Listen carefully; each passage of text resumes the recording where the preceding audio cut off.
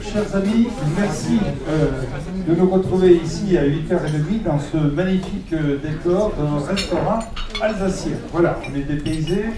Et donc, on se retrouve avec un séminaire qui a un thème moderniser le réseau ferroviaire. Et le terme moderniser n'a pas été choisi au hasard, avec de point les défis de la stratégie industrielle. Et là encore, le mot industriel a toute sa valeur. On va le voir. Alors merci d'abord à Patrick Jantet, qui est l'invité non surprise, mais l'invité principal de la matinée, et de descendre dans l'arène pour répondre à toutes nos questions. C'est un grand merci également pour tous ceux qui nous accompagnent, j'en parlerai tout à l'heure, et bien sûr à l'animateur bien connu, Michel Agege, avec Philippe Duron. Donc TDIE organise un sujet, là encore, d'actualité. Alors c'est un sujet d'actualité parce que vous regardez les journaux, le JT, et aujourd'hui nous sommes au 21e jour de grève. Et la France continue à tourner. Et mes amis allemands me regardent effarés en me disant « Mais comment vous arrivez encore à fonctionner ?» Eh bien, je dis « C'est la débrouillardise française sans doute. » Bon. La deuxième chose, c'est que nous avons aujourd'hui également les résultats de la consultation organisée par les syndicats à SNCF, dont on connaît déjà les résultats. C'est un avantage, c'est d'avoir la question et les résultats quasiment en même temps. Et puis aujourd'hui, vous avez également une grande journée puisque on aborde l'examen du projet de loi sur la réforme ferroviaire au Sénat, donc aujourd'hui même en commission. Alors cette réforme qui fait couler beaucoup d'encre, beaucoup de salive, est-elle nécessaire? Je pense que personne n'en doute. Et je pars sur 3 constats pour rappeler effectivement quelques évidences. Le premier, c'est la contribution publique, parce que les discours, c'est très bien. Mais ensuite, il vous faut les moyens de votre politique. Sinon, vous êtes dans le cas grec, ça c'est le pire des cas, le cas italien, voire le cas français pendant une dizaine d'années où nous avons été limite. Bien. Donc, parlons d'argent. Alors ça fâche tout le monde. Et cette contribution, ce coût, par exemple, pour les TER, les chiffres sont sans appel. Le train kilomètre coûtait 17 € chez nous, quand il coûtait 9 € en Allemagne. Cherchez l'erreur, il doit y avoir un truc. Et alors, je me suis amusé à regarder aussi en Grande-Bretagne. À ce moment-là, il ne coûtait pas 17 ni 9, il coûtait 0,23. 0,23 €.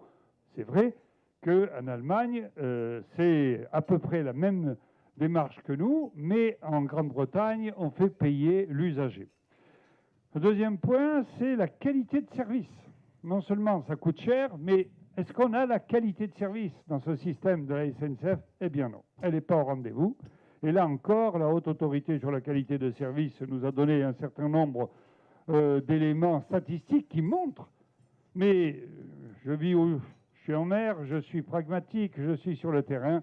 Et dans ma région à moi, contrairement à l'Alsace d'ailleurs, eh bien, vous avez une association d'usagers qui s'est créée et qui s'appelle les naufragés du TER. C'est ça la France aujourd'hui. Bien. Et puis, autre chose, la Commission européenne a fait une étude sur la part modale du rail. Alors, il y a une bonne nouvelle dans cette série-là, qui était moyenne. Une bonne nouvelle, c'est que on est au-dessus de la moyenne pour les passagers. Quand la Commission européenne trouve 7,6%, nous, en France, on est à 9,9% de passagers. Ça, c'était la bonne nouvelle. Maintenant, il y a la mauvaise.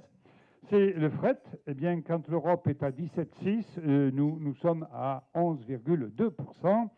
Et on est loin de ce que me disait encore récemment Guesso, qui me disait 100 milliards, mon vieux.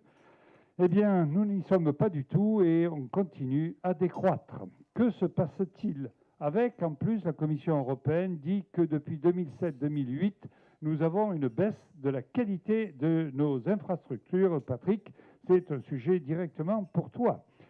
Donc, monsieur le président directeur général de SNCF, vous êtes le bienvenu ce matin pour évoquer cette nécessité. Je sais que vous en êtes convaincu et vous partager l'idée d'une stratégie industrielle de SNCF Réseau avec notamment votre projet stratégique.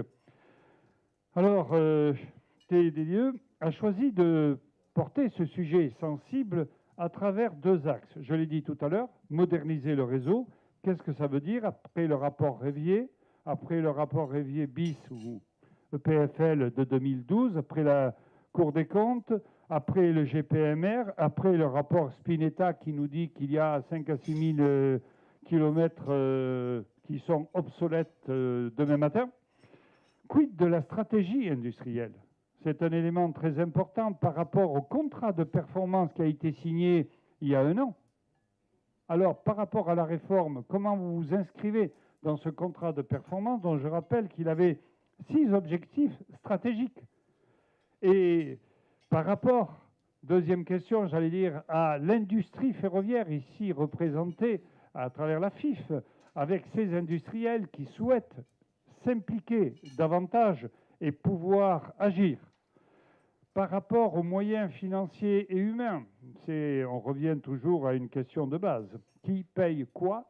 Avec quel argent? Quid de la dette? Donc nous avons là, c'est une dette, vous l'avez constaté, on en parle beaucoup. J'entends que le gouvernement nous dit après 2020, il va se passer quelque chose. Il semblerait qu'aujourd'hui ou dans les jours prochains, le Premier ministre soit plus précis. Mais en tous les cas, vous vous étiez engagé dans le contrat de performance à une couverture du coût complet en 10 ans. Est-ce que ça sera le cas?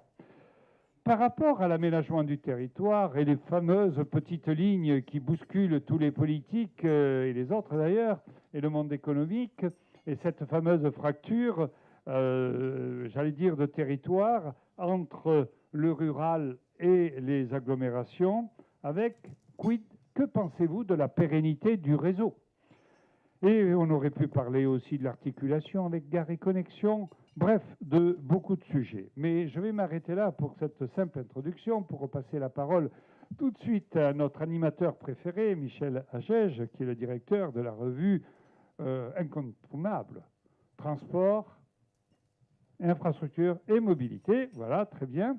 Et je voulais aussi saluer nos intervenants, avec Jean-Baptiste Djebari, qui est là, qui est député, qui est le rapporteur du projet de loi à l'Assemblée nationale pour le nouveau pacte ferroviaire, et il est représentant de l'Assemblée nationale à la FIT.